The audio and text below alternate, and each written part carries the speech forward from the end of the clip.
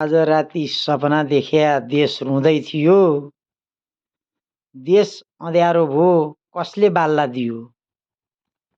हेर्दा हेर्दै उर्वरा भूमि भयो सबै बाँझो। बाँझो पार्न कसले मिलायो सबै चाँजो पाँजो। युवा जति पलायन भए गर्मी खान खाडी। नेता जति सैर गर्दै चढ्छन् चिल्लो गाडी। आज राति सपना देख्या अझै खेद्ने अरे। यसै गरी नेताहरूले मोज मस्ती गरे।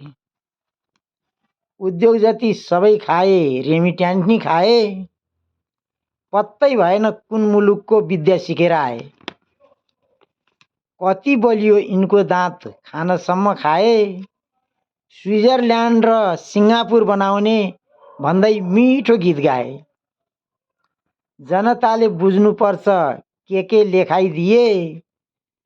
भदौ 23 र 24 द्वारा भएभरको सबै देखाइदिए।